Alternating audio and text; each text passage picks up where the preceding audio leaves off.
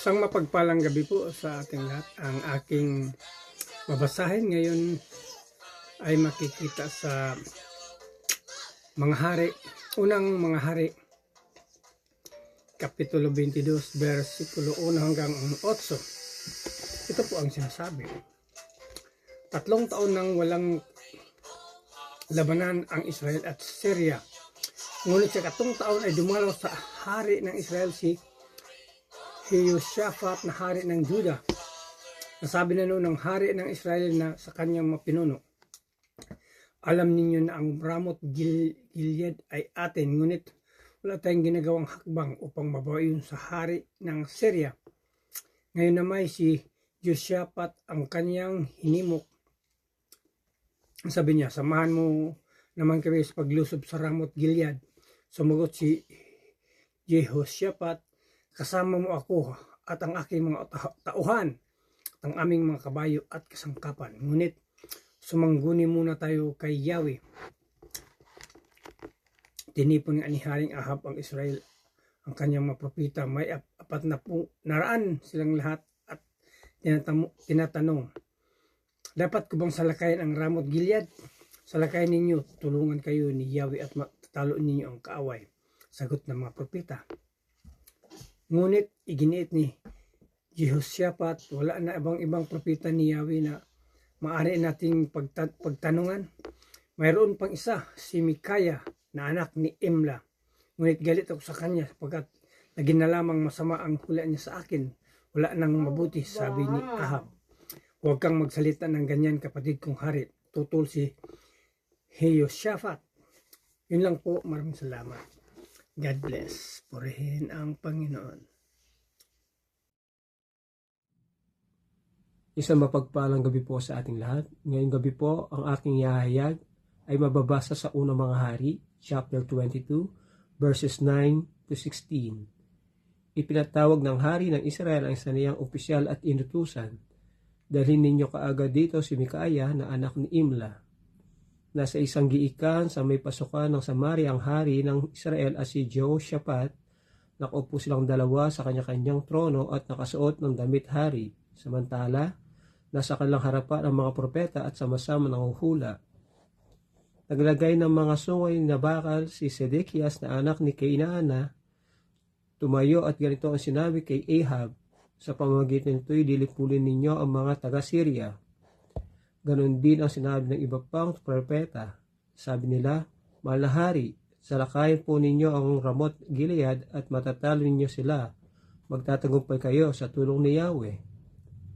Sinabi ng sugong pinapunta kay Mikaya, iisa ang sinabi ng lahat ng mga propeta, magtatagumpay ang hari, ganon din ang sabihin mo. Sumagot si Mikaya, saksi si Yahweh ang Diyos na buhay. Kung ano ang sasabihin niya sa akin, iyon din ang aking sasabihin. Pagdating niya sa harapan ng hari, siya'y tinanong, Mikaya, sasalakayin ba namin ang Ramoth Gilead? Salakayin po ninyo at magwawagi kayo, magtatagumpay kayo sa tulong ni Yahweh.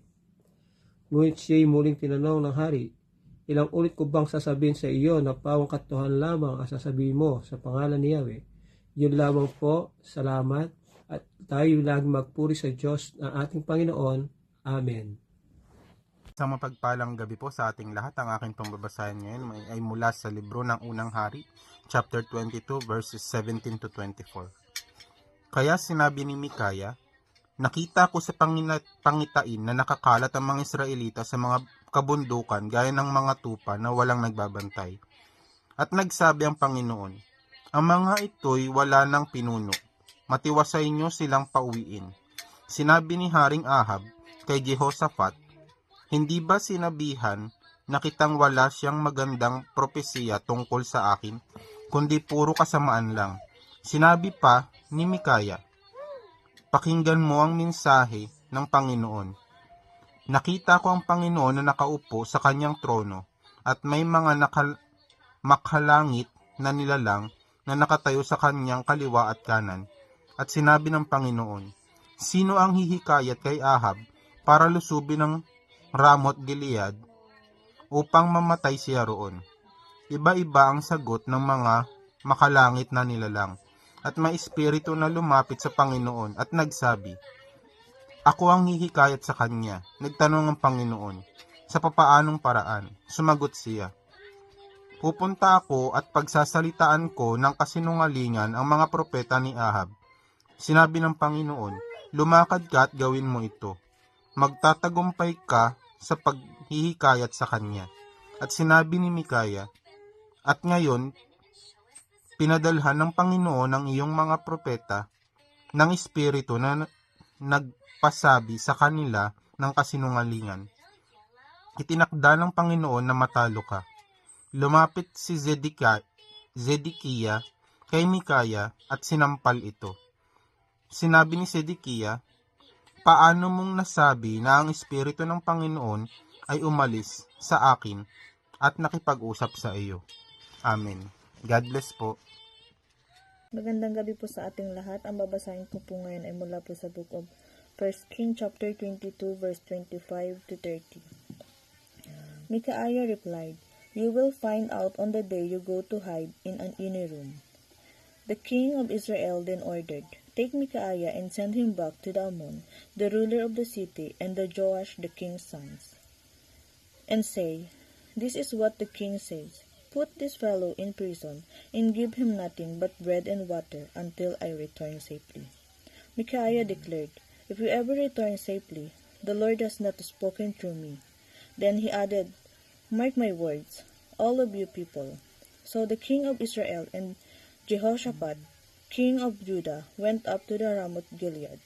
The king of Israel said to Jehoshaphat, "I will enter the battle in disguise, but you wear your royal robes." So the king of Israel disguised himself and went into the battle. Amen. God bless po. Magandang gabi po sa lahat. Ang babasahin ko po ngayon ay makikita sa 1 King chapter 22 verse 31 to 37.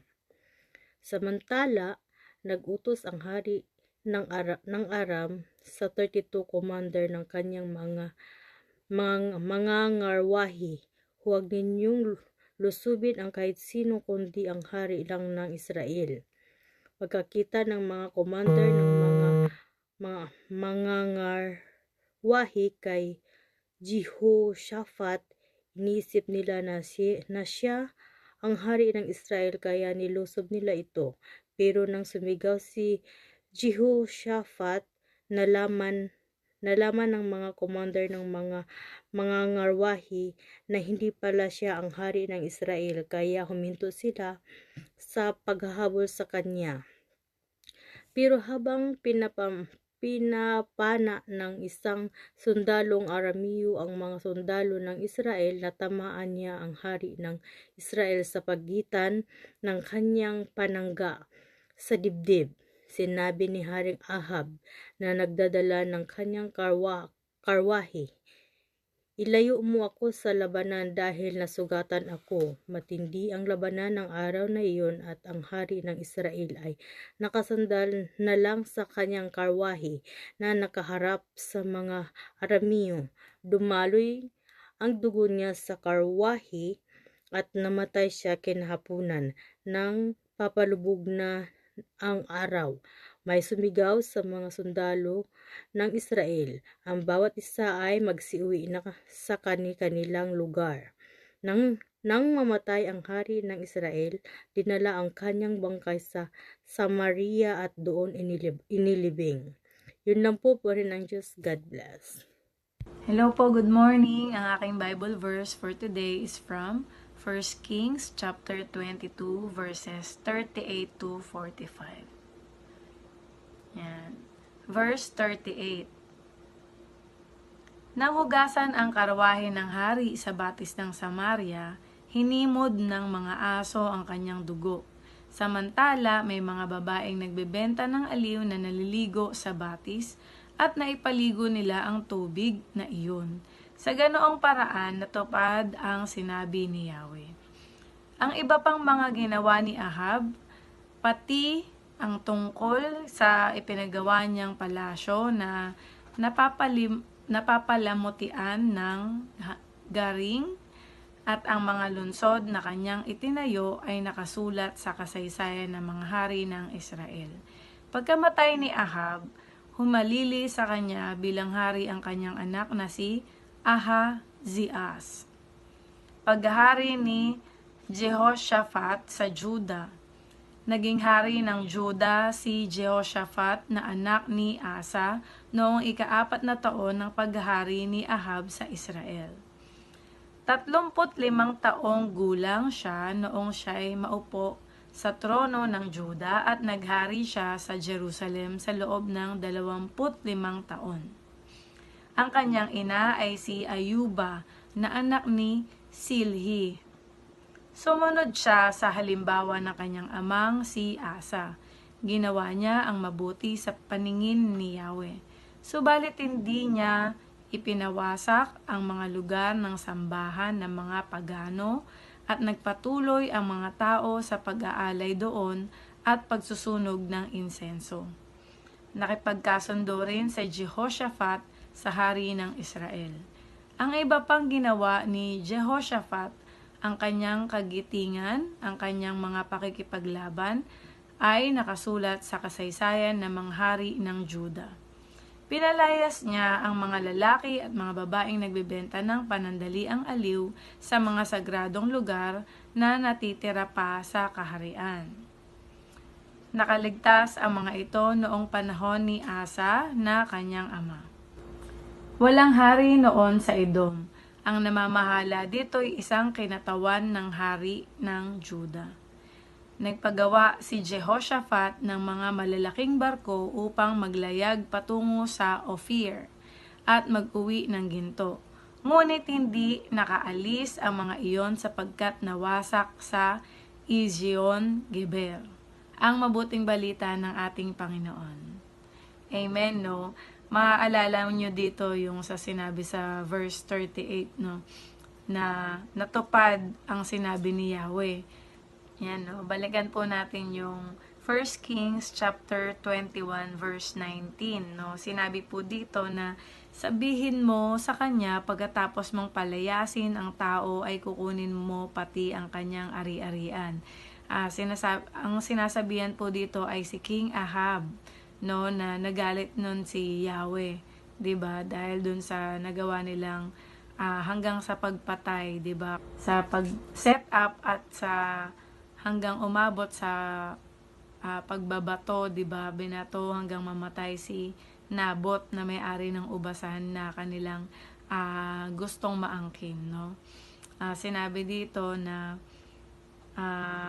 kung saan hinimod ng mga aso ang dugo ni Nabot, doon din hihimori ng mga aso ang iyong dugo.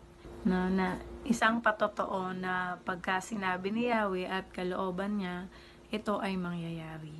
Ayun lamang po. To God be the glory. God bless. Isang mapagpalang araw po muli sa ating lahat. At sa pagkakataong ito, tayo po ay magpatuloy muli sa ating ginagawa na devotion sa bawat araw. At tayo nga po ay nasa 1 Kings, no, chapter 22. At ang itinalaga po sa atin ay chapter 22 verse 46 to 53. No? So sabi po dito, pinalayas niya ang mga lalaki at mga babaeng nagbibinta ng panandaliang aliw sa mga sagradong lugar na natitira pa sa kaharian, nakaligtas ang mga ito ng panahon pa ni Asa na kanyang ama. Walang hari noon sa Edom. Ang namamahala dito isang kinatawan ng hari ng Juda. Nagpagawa si Jehoshaphat ng malaking barko upang maglayag patungo sa Ophir at mag-uwi ng ginto. Ngunit hindi nakalis ang mga iyon sapagkat nawasak sa Ezion Geber. Iminungkahi pa ni Ahasias kay Jehoshaphat, pagsamahin natin ang ating mga tauhan sa paglalakbay ng ating mga barko. Ngunit hindi pumayag si Jehoshaphat. Nang mamatay si Jehoshaphat, inilibing niya sa libingan ng mga hari sa lungsod ni David na kanyang ninuno at umalili sa kanya si Jehoram bilang hari. Nang 17 taon ng paghahari ni Jehoshaphat sa Juda, naghari naman sa Israel si Ahasias na anak ni Ahab. 2 taon siya naghari. Ginawa niya yung mga bagay na hindi kalugod-lugod kay Yahweh. Sinundan niya masamang halimbawa ng kanyang ama't ina at ni Jeroboam na anak ni Nebat. Ibinunsod din niya ang Israel sa pagkakasala. Naglingkod siya at sumamba kay Baal. Kinalit niya si Yahweh, ang Diyos ng Israel, tulad ng ginawa ng kanyang ama noong una. Ano ba yung makikita natin sa 1 King chapter 22? verse 46 to 53, no? So dito po natin makikita yung katapatan ng Diyos, no? Talagang ito po ay magdadala ito sa atin ng pagpapala. So binanggit po diyan na inalis ni Josaphat, no, yung mga natitirang shrine ng mga prostitute, no. So dito po ito po ay nagpapakita ng dedikasyon ng hari, no, doon sa pagtanggal ng kasamaan at pagsunod sa Diyos. So dito kapag inuna po natin yung pagsunod sa Diyos, nagdudulot po ito ng pagpapala sa ating buhay. So dapat nating alisin ang anumang mga humadlang sa ating relasyon sa Kanya. So isa po dyan ay nais ni Asyas, no, ni Asaya na makipag-alyansa dun sa kay Jehoshaphat, no. Pero dito po natin makita na talagang hindi po nangyari ang mga bagay nito sapagkat nasira yung mga barko. So dito ay pinapakita na yung pakikipag-ugnayan sa mga taong hindi sumusunod sa Diyos. Ito po ay nagdadala ng kapahamakan. Kaya't bilang mga Kristiyano, kailangan natin maging maingat sa ating mga relasyon at gawain. At dito nakikita din po natin, no, yung pagtalikod sa Diyos. Naghahatid din po ito ng pagbagsak, no. Si Asaya na anak ni Ahab, naghari sa Israel, ngunit lumakad siya, kumbaga ito ay tumulad din siya, no, sa kasamaan ng kanyang mga magulang. Sumamba rin siya kay Bahal, kaya nagdala rin ito ng kapahamakan. So yung pagsuway at pagsamba sa ibang Diyos, nagdadala po ito ng paghuhukom na dapat po tayong manatiling tapat sa tunay at buhay na Diyos. So dito po natin makikita na yung kwento ni Josaphat at Asaya, Asyas, no, na isa pong paalala, no, na yung pagsunod sa Diyos ay nagdadala po ito ng tagumpay. So ang pagsuway ay nagdadala naman po ito ng kapahamakan. So dapat po nating piliin yung landas ng katapatan sa lahat ng ating ginagawa. So purihin po yung Panginoon sa ating buhay, na patuloy tayong binibigyan niya ng pabor, na tayo po'y makapag-devotion sa bawat araw. So binabalik po natin yung papuri sa ating Panginoon. God bless everyone.